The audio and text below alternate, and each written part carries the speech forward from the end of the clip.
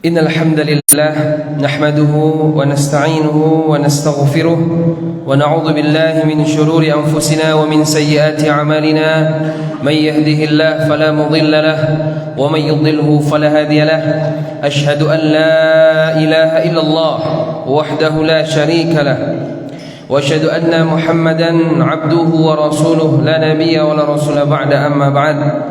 Bapak Ibu jamaah Masjid Raya yang dimuliakan Allah Subhanahu wa taala, alhamdulillah, bersyukur kita kepada Allah atas limpah nikmat yang Allah berikan kepada kita pagi ini.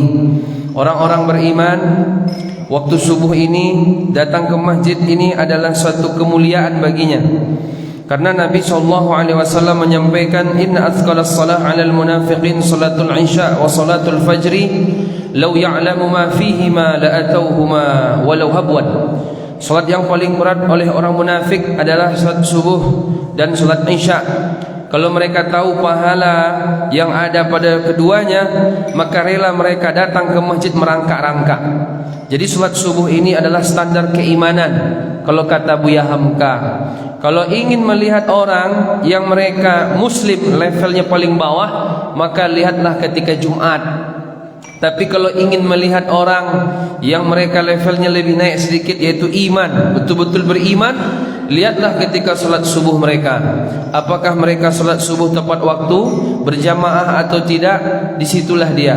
Maka kaum muslimin yang dimuliakan Allah, maka bisa dikatakan bahwa orang-orang yang mereka hadir ketika subuh ke masjid, ini berarti menandakan bahwa betul-betullah dia beriman. Mudah-mudahan kita ini bukan iman-iman orang yang sembarang beriman, bukan iman-iman orang yang seperti kemunafikan, orang munafik, tapi betul-betul iman kepada Allah Subhanahu wa taala. Amin ya rabbal alamin. Bapak Ibu yang dimuliakan Allah, kata Rasulullah, basyiril masyain fi dhulam bin nurit tam yaumal qiyamah. Berilah kabar gembira kepada orang yang berjalan di gelap malam dengan cahaya yang sempurna di hari kiamat. Tadi kita datang dari rumah ke sini, itu kondisi masih gelap. Begitu kan, Bu? Ada yang udah terang. Berarti salat duha namanya, bukan salat subuh lagi dia. Datang ke masjid gelap gulita. Tadi ke sini begitu. Maka kata Allah, kata Rasulullah, berikan kabar gembira kepada mereka yang berjalan di gelap malam karena ke masjid salat subuh dengan cahaya yang sempurna di hari kiamat. Mudah-mudahan kita juga mendapatkan cahaya yang sempurna di hari kiamat. Amin. Bapak Ibu yang dimuliakan Allah, hari Jumat hari yang paling mulia, Sayyidul Ayyam. Dari sekian hari-hari yang ada, Jumat inilah hari yang paling terbaik. Maka kalau bisa Jumat ini banyak kita libur untuk perkara-perkara dunia kita. Kita perbanyak betul untuk ibadah, baca Qur'annya, salat duhanya, zikirnya, semuanya. Karena Jumat ini hari yang paling mulia dari sekian hari. Kata Nabi SAW, Allah tidak akan terjadi kiamat kecuali hari Jumat. Wala taqumu sa'ah illa yaumal jum'ah. Tidak akan terjadi kiamat kecuali hari Jumat. Hari Jumat itu pula Allah ciptakan Nabi Adam. Hari Jumat Allah masukkan Nabi Adam ke dalam syurga. Dan hari Jumat pula Allah mengeluarkan Nabi Adam dari syurga. Maka kaum muslimin yang dimuliakan Allah, hari Jumat hari yang mulia. Dalam satu hadis Nabi pernah mengatakan, siapa yang dia meninggal di hari Jumat, inilah ciri-ciri husnul khatimah. Maka ibu-ibu rencana hari Jumat nih mati? Enggak. Yang penting jangan Rabu Sabtu, Ustaz. Itu aja yang penting. Kalau yang ke pasar aur kuning tuh penting kali itu katanya. Bapak Ibu yang dimuliakan Allah Subhanahu wa taala, kita tetap berusaha bagaimana beramal sebanyak mungkin. Di titik mana kita Allah akan ambil, kita berharap kita dalam keadaan husnul khatimah. Amin ya rabbal alamin. Salawat dan salam semoga tercurah kepada baginda Rasulullah Muhammad sallallahu alaihi wasallam. Bapak Ibu yang dimuliakan, sebagaimana bulan lalu kita sudah memulai kajian tentang tazkiyatun nufus, penyucian jiwa. Inti dari jiwa, inti dari diri kita ini adalah hati kita, hati.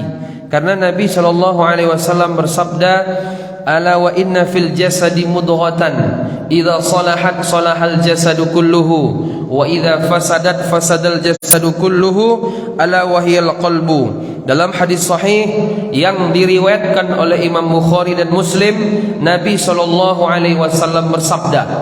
Apa kata Nabi? Ketahuilah ala wa inna fil jasadi mudghatan. Dalam jasad kita ni ada segumpal daging. Kalau dia baik, maka yang lain baik. Kalau dia buruk, maka yang lain buruk. Apa itu? Al-qalbu. Qalbu itu apa? Hati. Maknanya apa? Perasaan. Jadi yang punya hati kita ni Allah. Kenapa Bapak Ibu senang rasanya datang ke masjid ini? Kalau tidak datang ke masjid ada rasa khawatir. Itu di hati itu kan. Siapa yang punya hati itu? Allah. Dan inti dalam diri kita hati kita. Kalau hati kita bahagia, maka badan pun ikut bahagia. Kalau hati kita sedih, maka badan pun ikut sedih. Apa hati itu? Perasaan. Rasa ada kebahagiaan solat subuh berjamaah. Rasa kalau dia enggak solat subuh, dia khawatir, takut Allah akan azab dia. Maka inilah pentingnya kita menjaga hati jamaah yang dimuliakan Allah. Karena intinya hati. Karena kata para ulama, hati adalah raja. Adapun anggota tubuh kita itu adalah rakyatnya. Jadi dia ikut saja itu ke hati kita. Maka jamaah yang dimuliakan Allah Subhanahu wa taala, dalam satu hadis Nabi SAW pernah menyampaikan, apa kata Rasulullah? Bahwa hati anak Adam itu di antara jari jemari Allah. Inna quluba ibni Adam baina isma'in min asabi'ir rahman yusarrifu haitsu yasha. Hati anak Adam itu di antara jari jemari Allah. Allah akan bawa kemanapun Allah inginkan. Makanya banyak kita berdoa agar hati kita ini selalu stabil.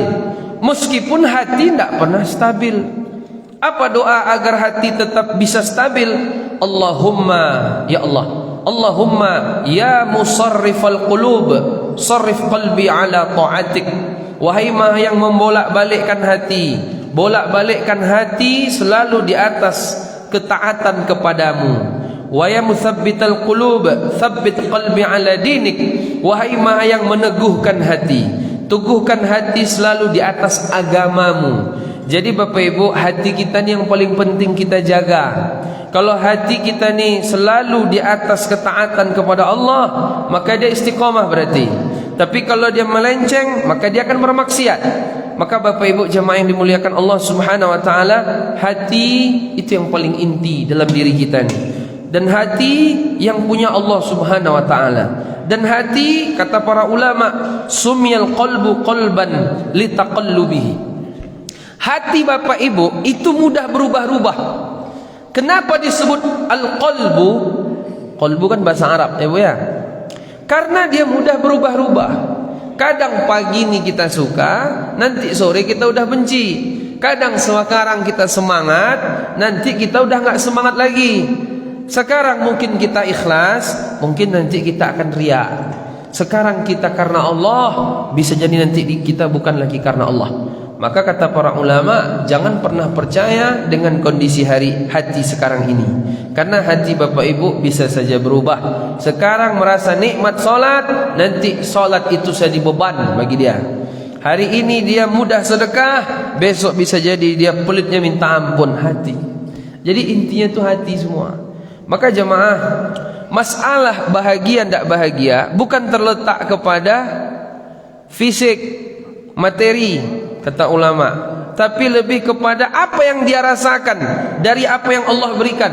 Kalau Allah kasih dia rumah gubuk pun, kalau dibuat hatinya senang, dia bahagia tuh. Kalau dikasih rumahnya seperti istana pun, kalau Allah sempitkan hatinya, maka dia enggak akan pernah bahagia. Makanya jemaah yang dimuliakan Allah Subhanahu wa taala, karena yang memiliki hati adalah Allah, maka jadikan kita selalu dekat dengan Allah, biar kehidupan ini terus bahagia. Karena Allah berfirman dalam Quran, man amila salihan, siapa yang beramal saleh, min zakarin au untha, bapak-bapak mau dia, ibu-ibu, wa huwa mu'min, dan dia beriman, falanuhyiyannahu hayatan thayyibah, kami beri kehidupan yang bahagia. Syarat hidup bahagia dua, satu beriman, dua beramal soleh. Kalau beriman malas amal soleh, tidak bahagia meskipun uangnya banyak. Kalau dia sering berbuat baik sama orang, tapi dia nggak beriman sama Allah, ini nggak juga bisa. Orang kafir dia baik, sering membantu fakir miskin anak yatim, bahkan mengumrohkan orang, tapi nggak mengakui Nabi sebagai Rasul, Allah sebagai Tuhannya, juga nggak akan bahagia. Maka jemaah yang dimuliakan Allah, Allah berfirman, "Man a'rada an dzikri fa inna lahu ma'isyatan dhanka wa nahsyuruhu yaumal qiyamati a'ma." Siapa yang berpaling dari mengingat aku, kata Allah. Kita paham Bapak Ibu, hati ini akan tenang ketika dekat dengan Allah. Ala bi dzikrillah tatmainnul qulub. Dengan dekat berzikir kepada Allah, hati akan tenang. Kalau kita zikir, kita ingat, zikir itu kan ingat. Kalau ingat kita sama harta, harta tidak mendatangkan ketenangan sejatinya. Kalau zikir kita, yang kita ingat adalah jabatan, dia nggak akan menenangkan. Kalau zikir kita teman, kawan, saudara, suami istri, belum tentu juga dia menenangkan kita. Karena kadang kita udah tenang, datang dia, kita pun akhirnya kacau. Karena dia pun bergantung kepada kita kadang. Kita pengen bergantung ke dia, tapi kadang dia bergantung ke kita, kacau.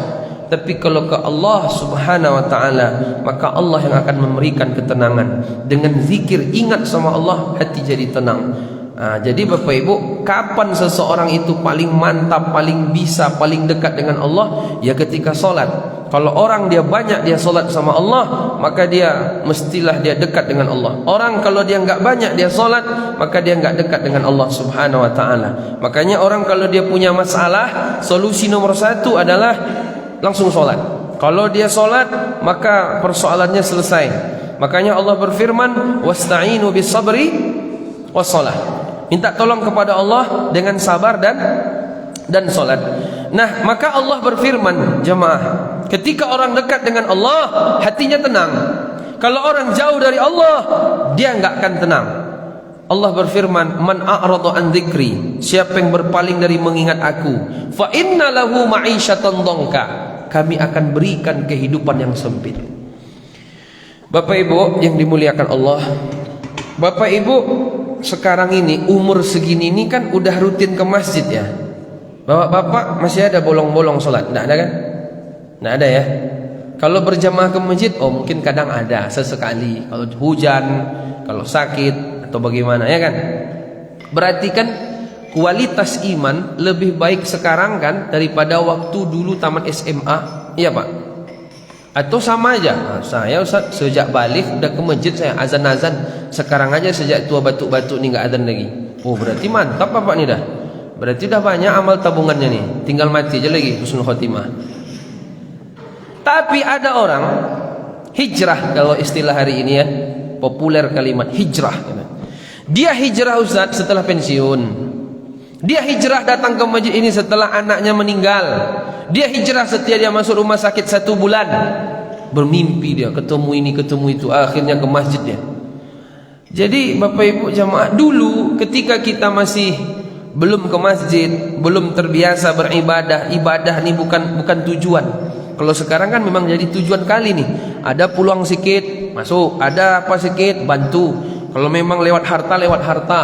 Kalau memang ada kesempatan ibadah, sholat. Ada kurang waktu sedikit apa, baca Quran. Kan begitu. Ada apa, lah ikut pengajian. Pokoknya memburu pahala sekarang nih. Kan begitu Pak, memburu pahala.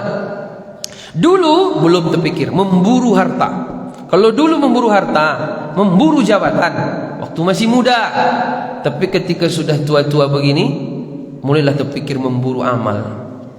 Kira-kira rasa dulu dengan Bapak Ibu memburu harta, misal ini enggak pula semuanya, tapi mudah-mudahan enggak di kita nih, di tempat lain aja lah. Cuman kita sebut aja begitu. Dulu ketika kita sibuk memburu harta, memburu jabatan, memburu dunia, karena Nabi mengatakan mesti begitu Bapak Ibu. Inna likulli wahidati minad dunya banun wa kunu abna'il akhirah. Ini Ali bin Abi Thalib bilang, bukan Nabi. Kata Ali bin Abi Thalib, inna likulli wahidati minad dunya banun wa kunu abna'id dun akhirah wa la takunu abna'id dunya fa innal yawma amal bila hisab wa ghadan hisab bila amal. Setiap masing-masing dari dunia ataupun akhirat itu ada pemburu-pemburunya itu Bapak Ibu. Ada yang orang mati-matian mencari dunia. Ada pula orang mati-matian mencari akhirat. Jadilah kalian pemburu akhirat, jangan jadi pemburu dunia. Karena hari ini amal tanpa ada hisab. Kita kalau maksiat tidak langsung diazab. Hari ini amal tanpa hisab. Adapun besok hisab tanpa ada amal lagi. Tidak ada lagi penyesalan, tidak ada guna. Kalau sekarang menyesal masih bisa. Selama orang belum mati, menyesal dia masih diterima. Mungkin di hadapan manusia tidak. Bisa jadi, oh Anda tidak bisa, Anda sudah parah dosanya. Kalau Allah nggak begitu. Selama dia masih hidup, sebanyak apapun dosanya Allah ampuni. Bahkan dosa syirik sekalian. Kalau dia belum mati, Allah akan ampuni. Berbeda nanti kalau dia misalnya mati, nggak sempat dia taubat syirik, nah itu Allah nggak ampuni. Atau kalau dia dosa besar, membunuh orang, berzina, dia mati, tidak sempat taubat, Allah ampuni juga. Allah akan ampuni. Beda kalau syirik nggak, kecuali syirik. Tapi kalau dia taubat, dosa apapun bentuknya sebelum dia mati, taubat Allah ampuni. Kalau manusia mungkin memaafkan, tapi nggak bisa dikasih kesempatan untuk dia dikasih bekerja atau segala macam. Kan manusia lebih ganas daripada Allah kadang. Kalau manusia ini satu kebaikan, satu kesalahan orang, 99 kebaikan orang, yang satu itu dijadikannya ukuran. Kalau Allah enggak. Kalau Allah itu maha pengampun, maha pengampun. Maka kaum muslimin yang dimuliakan Allah, hari ini amal tanpa hisab, besok hisab tanpa lagi amal, kata Ali bin Abi Thalib. Nah, Bapak Ibu, kita memburu dunia waktu umur 20, 25, 30 dengan harapan kita bahagia. Tapi ternyata setelah kita buru, dapat ini punya ini, dapat ini punya ini. Lalu sekarang ini Bapak Ibu kan memburu akhirat lagi nih kan. Dunia dikit-dikit lah, ya kan. Cuman akhiratnya lebih banyak. Kalau ditanya mana lebih tenang hidupnya, sekarang apa kemarin? Hah? Bapak Ibu, lebih tenang dulu apa hari ini? Hari ini kan? Hari ini. Kenapa? Karena Bapak Ibu lebih dekat kepada Allah daripada waktu kemarin. Kita akan mengatakan, kalau saya tahu Ustaz, dari dulu saya begini, cuman tidak tahu. Kalaupun tahu, tidak mau tahu juga. Kenapa? Karena masih muda. Bapak Ibu, kalau dimudahkan lagi sama Allah agak 30 tahun maju ke depan, kira-kira masih bertahan di masjidnya apa enggak nih? Jangan-jangan pergi pula lagi ke merantau ke apa tuh, ke London sana. Ya kan? Tugas Bapak Ibu menyampaikan ke anaknya. Jangan kayak ayah, kayak ibu. Dulu kalau kita tuh kan Bu ya, Pak ya, seringnya tuh kan gini. Jangan kayak ayah, kayak ibu dalam perkara dunia. Mesti kayak gitu tuh. Cukup ayah ibu yang makan pakai garam sama nasi putih. Kalian kalau bisa pakai pizza lah makan. Mesti dunia yang diingatkan tuh. Cukup ayah ibu yang tamat SD, kan gitu. Kalau kalian kalau bisa S2, kan gitu-gitu tuh. Dunia-dunia aja tuh. Jangan itu aja yang diulang. Akhiratnya. Dulu ayah ibu salat subuh alhamdulillah, tapi nggak ke masjid. Sekarang kalian jangan, ke masjid lah kalian. Akhiratnya tuh lebih mahal daripada dunia ini. Orang-orang tua kita begitu. Sering menyampaikan yang hanya dunia-dunia saja. Jangan kayak ayah ibu ya, cukup ayah ibu yang susah tinggal di kampung ini. Kalian jangan, harus punya rumah. Ayah ibu pergi ngontrak-ngontrak, diusir-usir sama orang. Itu perkara dunia kecil itu. Jangan sampai kalian kayak ayah ibu ya. Dulu ayah sama ibu sering meninggalkan salat fajar. Yang salat fajar itu khairum minad dunya wa ma fiha. Lebih baik daripada dunia dan seisinya. Rugi 20 tahun tapi enggak sempat. Tapi setelah pengajian di Masjid Raya 5 Suku baru paham. 3 tahun ini baru.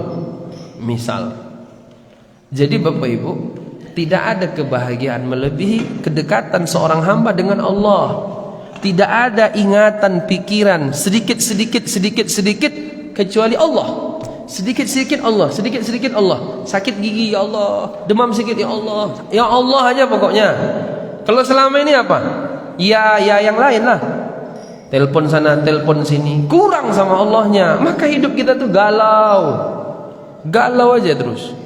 Punya duit galau, ndak punya duit galau. Punya anak galau, ndak punya anak galau, kan? Begitu aja terus. Akhirnya gantung diri terakhir. Syukur nggak sampai gantung diri. Pusing. Orang-orang kaya, materinya kebanyakan, kelebihan. Materinya banyak lah namanya, makanya dia kaya. Orang-orang yang materinya banyak, tapi kalau imannya tidak diimbanginya, itu makin kacau dia, makin kaya Bapak Ibu. Makin brutal ya. Anaknya dia ribut, bininya dia ribut, sama orang dia ribut, dia yang ada malah selingkuh, yang ada dia sombong. Tapi dia belum sadar nih, terus, lama-lama dia baru kena batu terakhir, baru sadar. Kadang sadarnya pun pas sakaratul maut. Kalau sadar sebelum sakaratul maut, mending. Tapi kalau sadarnya pas sakaratul maut, nah ini yang bahaya.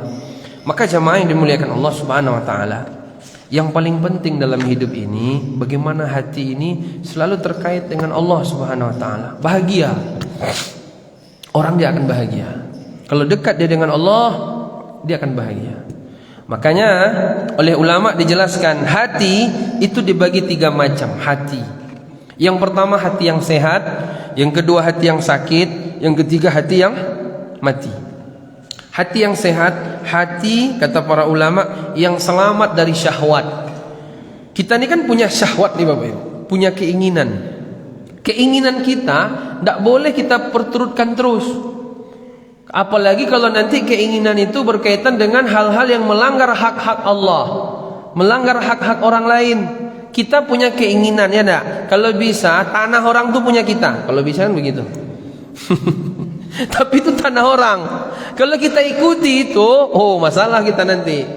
Apalagi dalam satu hadis, siapa yang mengambil 1 jengkal tanah orang yang bukan tanah dia, maka di hari kiamat besok 7 lapis bumi ini akan dikalungkan ke lehernya.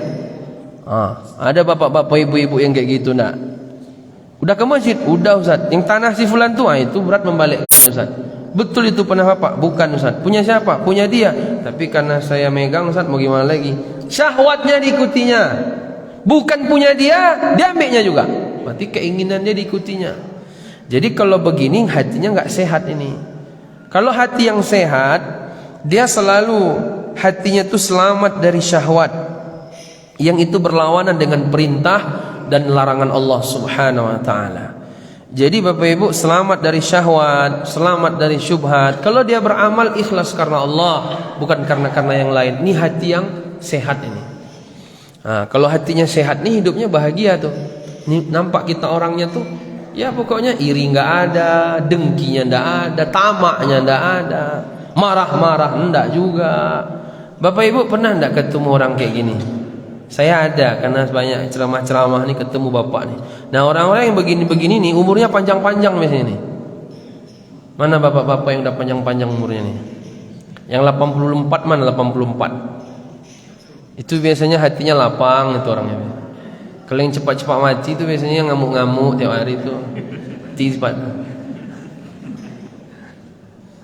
Ya, dia mantan apa gitu kan? Mantan ini, mantan itu tegap. Itu cepat mati biasanya. Gayanya tegap-tegap, pikirannya ini, karena dia selalu bergantung sama dirinya. Hati-hati, percaya diri bahaya. Kalau orang terlampau percaya diri, itu bahaya itu. Orang kalau terlampau percaya diri, lama itu kan gara-gara dia gak percaya Allah lagi, karena kemampuan dia. Yang begini-begini ini bahaya.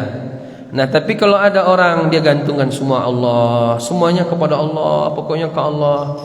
Orang punya harta dia nggak masalah, Allah pokoknya yang menggantikan semua itu kata dia. Nggak ada tamak, nggak ada ini. Ini orang hatinya bersih, dia bahagia itu. Ada duit nggak ada duit tetap aja dia bahagia dan dia yakin Allah yang memberikan rizki kepadanya. Ini hati yang sehat Bapak Ibu ya. Sebagaimana Allah berfirman dalam surat Asy-Syu'ara ayat 88, 89. Apa kata Allah? Yauma la yanfa'u malun wala banun. Pada hari harta dan anak tidak berguna lagi. Hari kiamat, harta tidak ada guna lagi. Tidak bisa kita sogok malaikat. Nah ini 100 juta, mana bisa? Wala banun anak illa man atallah biqalbin salim. Kecuali orang datang kepada Allah di hari kiamat dengan hati yang selamat, qalbun salim, hati yang selamat. Hatinya ini selamat dari syahwat, selamat dari syubhat, selamat dari berbagai macam hal-hal. Dia kalau beribadah ikhlas, bukan karena Allah Subhanahu Wa Taala.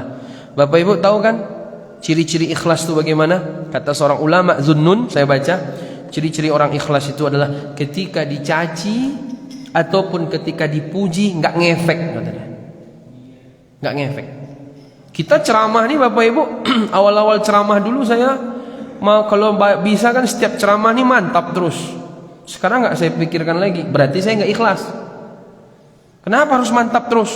Terus kalau nggak mantap gimana? Intinya kan bukan mantap nggak mantap, ilmunya intinya ada ilmu nggak kan gitu.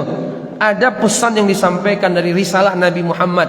Kalau masalah nanti nggak mantap lalu orang mencaci kita nggak ceramah lagi, itu nggak ikhlas namanya. Lalu kalau orang memuji mantap bagus lalu kita bangga, itu nggak ikhlas juga namanya. Orang ikhlas tuh nggak ngefek, mau dipuja, mau dipuji, mau dicampakkan, mau dicaci, nggak ngefek deh. Nggak ngefek deh. Karena Allah tujuannya. Ini hati bersih ini. Kalau dia dicaci lalu dia mundur, berarti nggak ikhlas. Kalau dia dipuji makin semangat, berarti nggak ikhlas juga. Cuman bukan berarti pula, adalah nggak usah dia apa-apain, diamin aja lah. Itu ngambek juga kadang lama-lama. Kita punya anak murid di pesantren atau kita punya anak di rumah, nggak ada kita kasih reward sesekali, kita kasih hadiah, itu ya nggak bagus juga. Biar ikhlas dia, nggak usah dikasih hadiah, nggak pula dikasih apapun, biarin aja dia. Itu kalau kita kepada orang, kalau bisa kita kasih orang hadiah. Tapi kalau kitanya ke orang, dikasih orang nggak dikasih orang, nggak ada masalah. Begitu harusnya. Jadi orang ikhlas itu begitu. Tidak ada yang kedua kata beliau. Tidak ada yang diinginkan kecuali balasan akhirat. Nggak ada hutang budi. Nggak ada hutang budi. Nggak ada tanda terima kasih. Dia bantu orang nggak terima kasih, nggak ada urusan. Cuman yang kita yang dikasih orang, kita pandai-pandailah berterima kasih, kan begitu. Jangan mentang-mentang batisan nggak usah terima kasih. Nanti hambar hidup kita Bapak Ibu. Karena nggak semua orang keikhlasannya tuh 100%. Kadang ada orang keikhlasannya 70%, 30%-nya diterima kasih. Dikasihnya orang, dibantunya orang untuk kuliah, dibantunya orang untuk kehidupannya, lalu telat dia atau lupa dia mengucapkan terima kasih. Itu kan sebagian orang, berarti nggak bisa dibantu-bantu lagi nih. Nggak tahu dia terima kasih sama kita. Ini kan kurang ikhlas ini sebenarnya. Orang ikhlas itu nggak pernah kecewa. Orang ikhlas itu tidak pernah kecewa. Dia kasih orang pandai terima kasih, nggak pandai terserah. Bapak-bapak bisa kayak gitu? Bisa Bu? Insya Allah ya, Insya Allah. Iya bagus, Insya Allah tuh. Bisa? Kalau bisa tuh hebat kali. Insya Allah, saya pun Insya Allah. Cuman di kita nih budaya kita budaya yang sering terima kasih kan. Dan Islam mengajarkan, ketika orang berbuat baik kepada kita, kita mendoakan jazakallahu khairan katsira. Dalam hadis faqad ablaq fil jaza. Itu terima kasih yang paling tinggi itu apa? Jazakallahu khairan katsira. Mudah-mudahan Allah memberikan balasan kepadamu sebaik-baik balasan. Kalimat itu balasan terbaik, mengalahkan yang lain. Karena doa itu paling tinggi. Jazakallahu khairan katsira. Kalau kita terima kasih, gitu aja. Terima kasih kan gitu. Alhamdulillah. Kalau alhamdulillah itu kita ke Allahnya. Tapi kalau jazakumullah itu kita doakan orang yang ngasih kita. Itu terima kasih paling tinggi, pemberian balasan paling tinggi. Kalau ada orang ngasih kita 100.000, kita bilang jazakumullah khairan katsira, itu balasan paling tinggi daripada dia kasih kita 100.000 lalu nanti kita ganti 100.000 lagi. Kecil. Jadi Bapak Ibu, hati yang sehat itu ya begitu. Kopi udah habis, ini nggak boleh ngantuk nih dah. Ini nampaknya kloter kedua lagi nampaknya nih. Jadi Bapak Ibu yang dimuliakan, orang hati sehat tuh begitu. Orang yang hati sehat tuh begitu. Ikhlas, selamat dari fitnah syahwat, selamat dari fitnah syubhat. Hati yang sehat. Hati yang kedua, hati yang mati. Hati yang sakit dulu lah. Hati yang sakit. Dia hatinya ini sehat, cuman berpenyakit. Kadang-kadang dia ikhlas, kadang-kadang enggak. Kadang-kadang dia bangga sama dirinya, ujub. Ada bangga diri. Saya punya ini, saya punya kemampuan ini, saya punya ini. Kan begitu. Orang yang bangga diri ini, ya kan ada potensi sombong kan, sama diri sendiri. Saya Tapi kalau yang sombong beneran kan dia sebut-sebut ke orang lain, saya kan gitu. Nah, orang-orang yang sombong ini punya kelebihan. Kalau nggak sombong, kalau nggak punya kelebihan, gimana mau sombong? Orang yang berpotensi sombong ini orang yang punya kelebihan harta, punya kelebihan jabatan, punya kelebihan ilmu, dan tiga-tiga ini berpotensi masuk neraka. Orang punya kelebihan itu berpotensi masuk neraka, Bapak Ibu, karena kata Nabi, la yadkhul jannata man kana fi qalbihi dzarratun min kibrin. Tidak masuk surga orang yang punya kesombongan sebesar biji sawi dalam hatinya. Nah, orang sombong itu yang punya kelebihan. Bapak-bapak pernah melihat orang sombong tapi nggak punya kelebihan? Oh, itu parah kali. Ada memang kadang-kadang dia nggak punya kelebihan tapi sombong. Ada itu. Dia nipu orang karena orang nggak nampak dia bagaimana. Itu biasanya orang-orang kota. Kalau di Jakarta ada istilah biar miskin asal sombong. Ini udah miskin, sombong pula lagi. Orang kaya sombong aja masuk neraka, dibenci, apalagi miskin. Itu parah lagi tuh. Itu kuadrat dah tuh, murakkab. Nah, jadi orang-orang kata Ibnu Qayyim yang sombong-sombong ini biasanya orang yang punya harta banyak. Bapak-bapak, ibu-ibu, kalau punya harta hati-hati. Jangan remehkan orang. Gara-gara harta tadi kita sok-sokan. Kalau orang nggak datang ke kita nggak mau. Kalau ndak apa, ini hati-hati ya. Kadang-kadang itu muncul wajar, tapi jangan sering-sering ya. Itu sekali-sekali aja. Kalau sering-sering nanti masuk di hati kita, terinstal ya, kacau. Ma'ayah merubahnya. Yang kedua, punya jabatan. Orang kalau punya jabatan tuh biasanya ada potensinya sombong ada. Yang ketiga, orang punya ilmu dan amal soleh. Ini yang paling parah. Kalau orang dia punya harta lalu dia sombong, agak-agak wajar lah ya kan, agak-agak wajar. Memang dia infak semiliar, sombong dia, terserah dia lah kan. Yang penting dana masuk. Dia punya harta, oke. Tapi tercela juga sebenarnya, tapi agak-agak mending lah sedikit. Kalau dia punya jabatan lalu dia sombong, ya agak-agak mending juga lah. Meskipun itu tercela, tidak boleh, haram. Tanda tangan yang kita butuh. Habis itu mau dia sombong terserah, ya kan? Tapi nggak baik juga, neraka tempat dia. Tapi agak mending. Tapi kalau sombong karena ilmu dan amal soleh, emang ilmunya seberapa dan amal solehnya seberapa? Dan ilmu amal soleh ini kita sama Allah saja. Apa yang mau disombongkan? Nggak ada. Inilah sombong yang paling parah nih, ilmu dan amal soleh.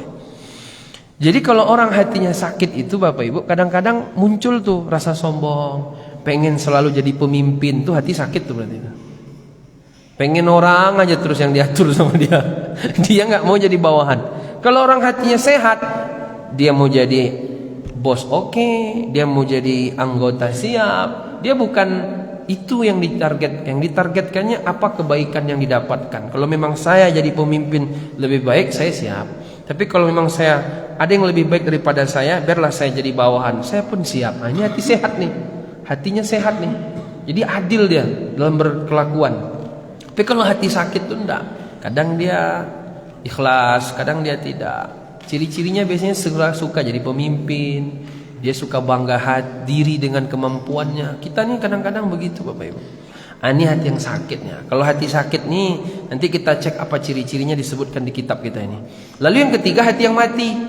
Hati yang mana dia selalu mengikuti syahwatnya. Dia nggak peduli dengan Allah. Mau Allah ridho, mau Allah murka, terserah. Dia nggak peduli.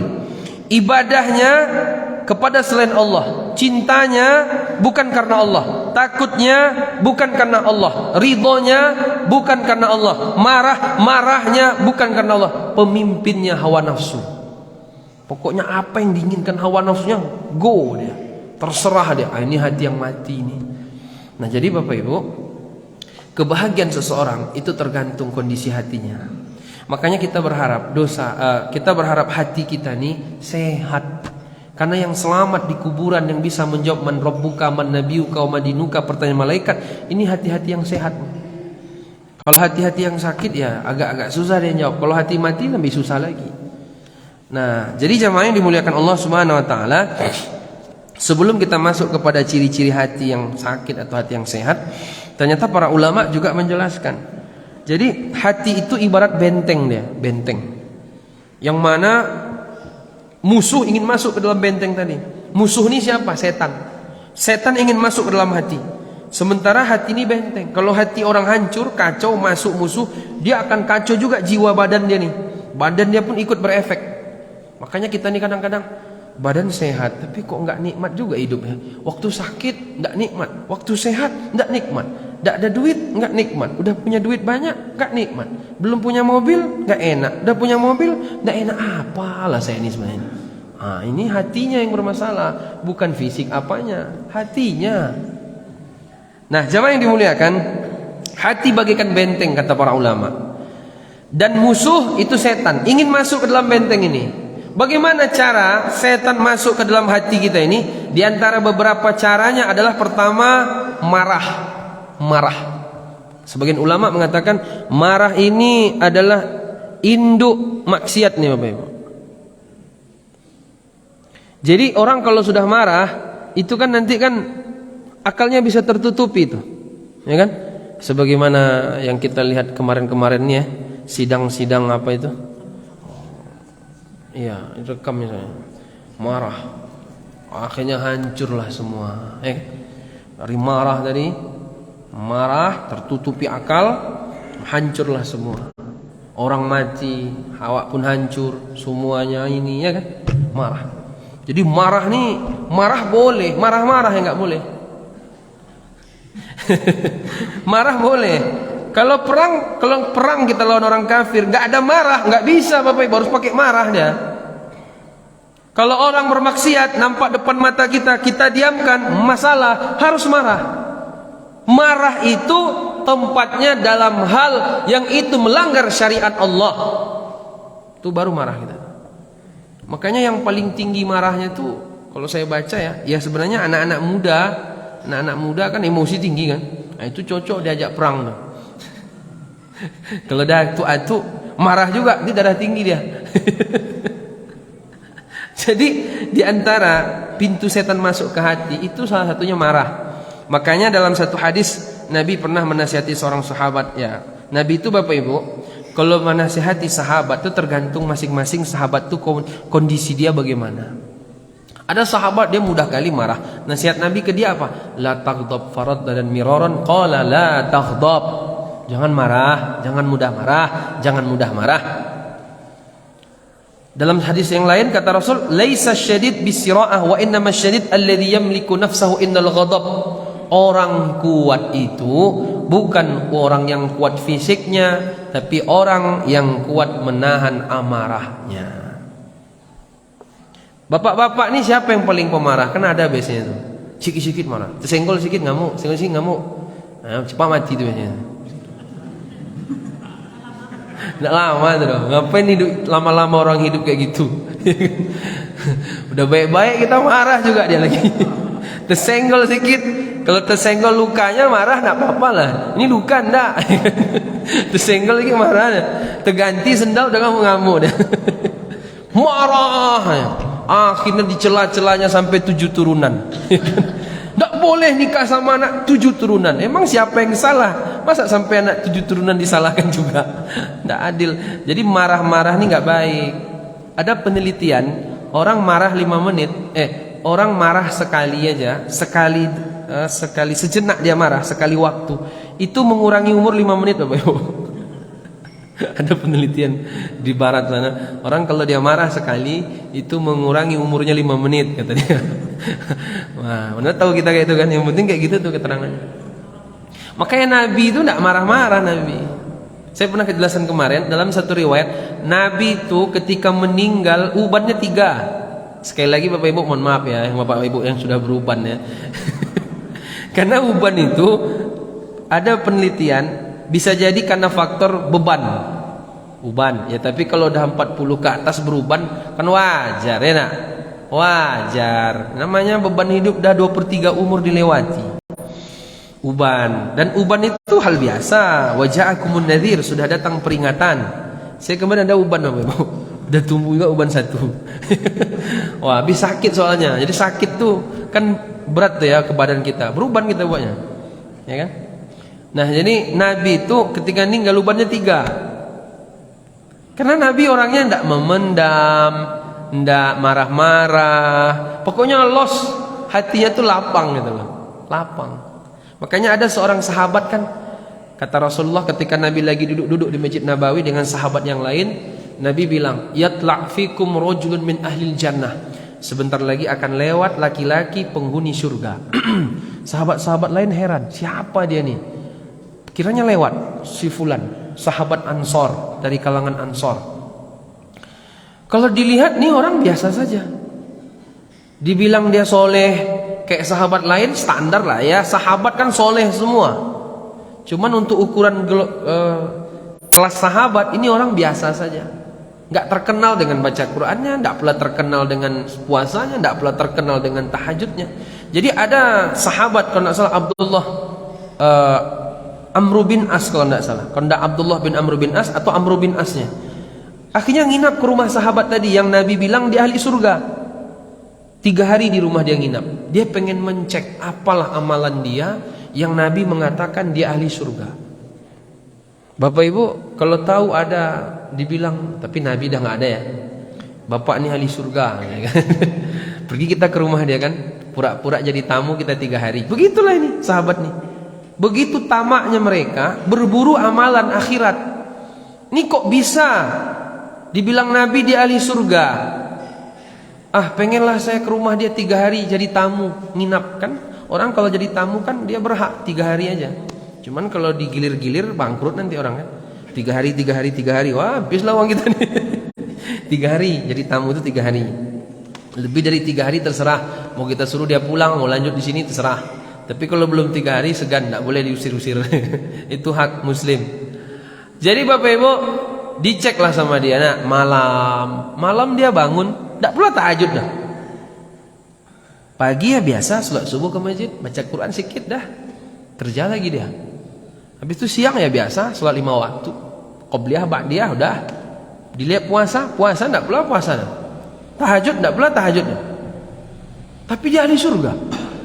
Inilah hadisnya Ustaz. Meskipun saya tidak tahajud, insyaallah bisa ahli surga nih. Akhirnya sudah 3 hari, dilihatnya tidak ada yang lebih lah dari amalan sahabat Ansor nih tadi. Abdullah bin Amr bin As akhirnya pun dia ingin pamit pulang ke rumah. Ada 3 hari soalnya kan.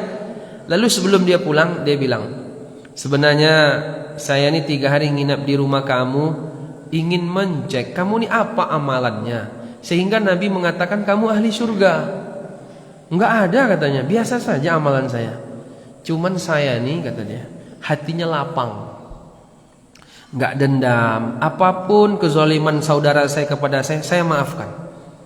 Kezaliman orang ke saya maafkan. Saya enggak pernah pula iri sama orang, enggak pernah pula merasa tersaingi sama orang sehingga saya berpikir bagaimana saya nih seperti dia, enggak ada. Saya nggak pernah iri, nggak benci, nggak tamak, nggak marah-marah sama orang, nggak dendam. Nah itu yang membuat dia masuk surga, lapang hatinya. Makanya Bapak Ibu coba dilatih-latih untuk lapang hati. Itu penting tuh. Ini yang bermasalah nih bapak-bapak ibu-ibu yang sampai hari ini masih menyimpan dendam nih, yang bahaya nih. Nggak baik itu. Buang jauh-jauh. Buang ke tong sampah aja. Buang itu sejauh-jauh mungkin. Tidak baik. Untuk kesehatan tidak baik. Untuk keselamatan di dunia nggak baik. Keselamatan akhirat pun juga tidak baik. Makanya selesaikan semuanya di dunia nih. Ini kadang ada, saya pernah ya sekali ceramah di satu tempat. Ada seorang ibu-ibu nanya, Ustadz, apa hukum orang yang kita sudah minta maaf tapi dia tidak memaafkan kita? Kan ini ibu-ibu nih, ibu-ibu sini nanya, ibu-ibu situ jawab, tiada maaf bagimu. Oh ini berarti lawannya nih, saya bilang. Udahlah kalian aja, saya bilang. Nggak boleh. Saudara muslim 3 hari lebih nggak ada sapa-sapaan, itu nanti bisa ancamannya neraka.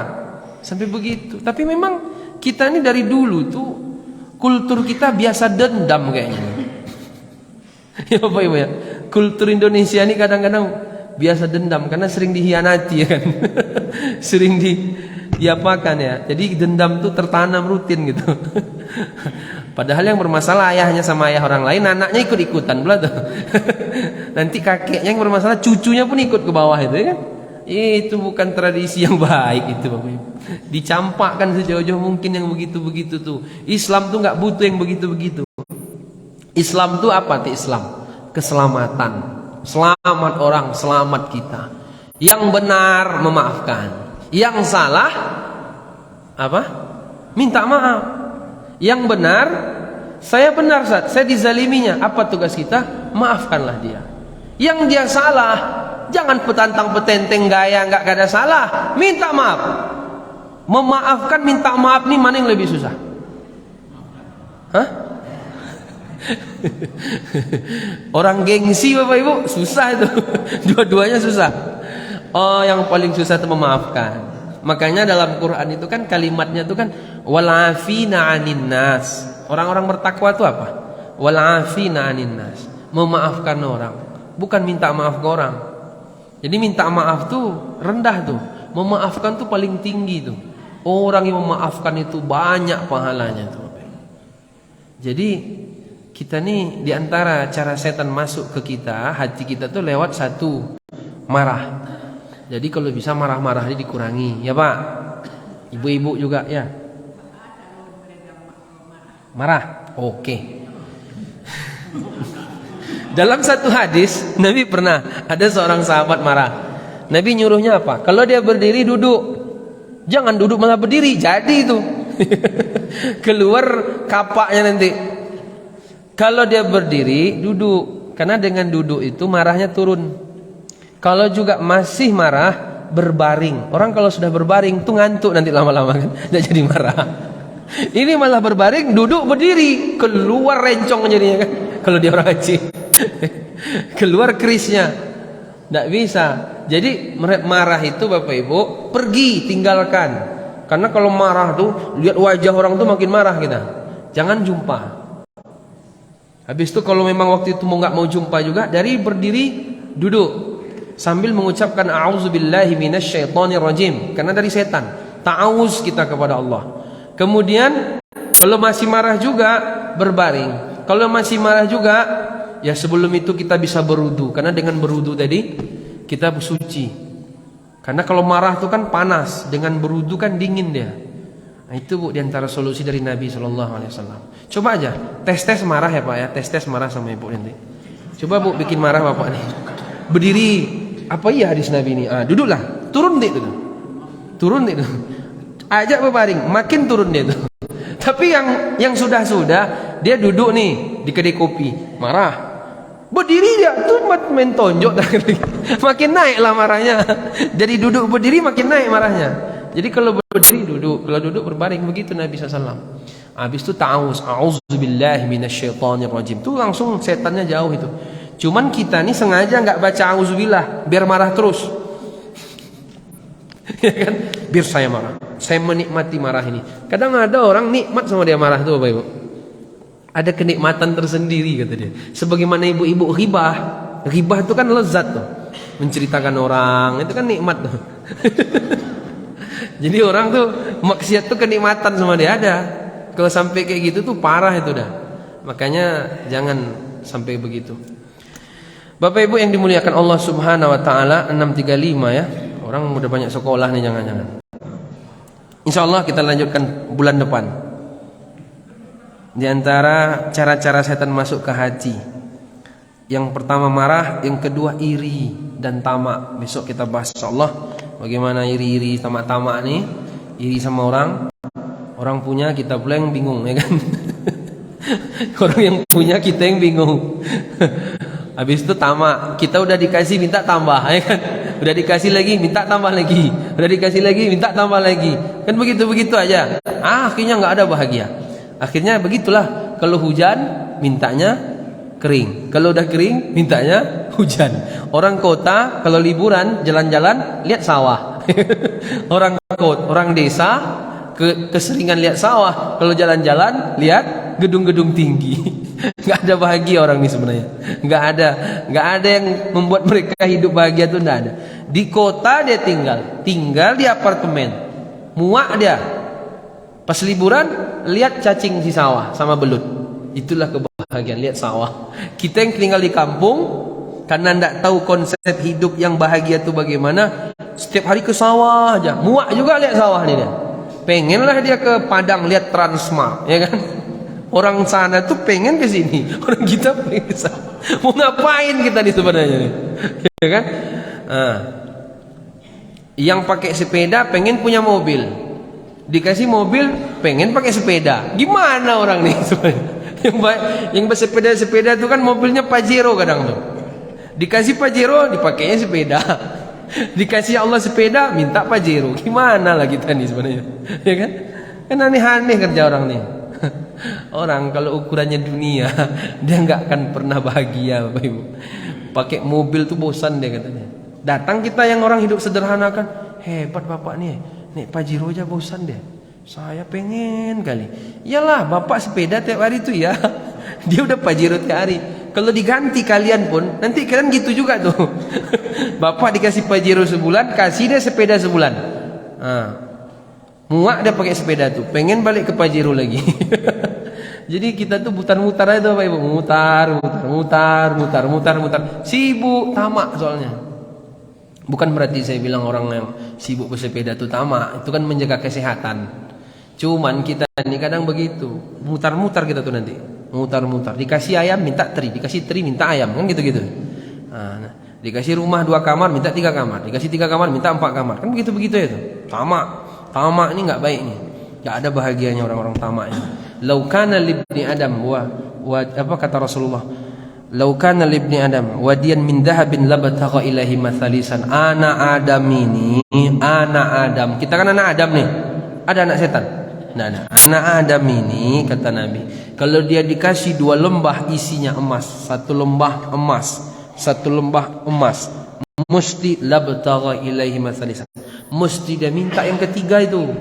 Udah dikasih 3 lembah, dimintanya 4. Udah dibukanya 1 toko emas, mesti dibukanya toko kedua, dibukanya toko ketiga. Tidak apa-apa, bagus selama dia nggak melenceng dari Allah.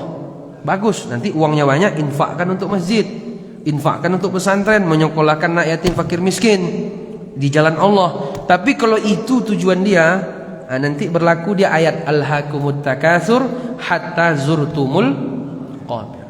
Bermegah-megah, bermewah-mewah, melalaikan, sampailah lupa dia tujuan hidup ini untuk ibadah. Sementara umur di dunia berkurang juga kan? Umur di dunia berkurang, jatah di dunia berkurang. Sampailah kalian masuk kuburan kata Allah, hatta zurtumul maqabir. Jadi Bapak Ibu ini kan lama-lama kan zurtumul maqabir juga nih. Ya kan? Ada setahun lagi zurtumul maqabir nih. Ada yang sebulan lagi. Janganlah sebulan lagi, nak Ramadan dulu. Bulan depan Sya'ban baru.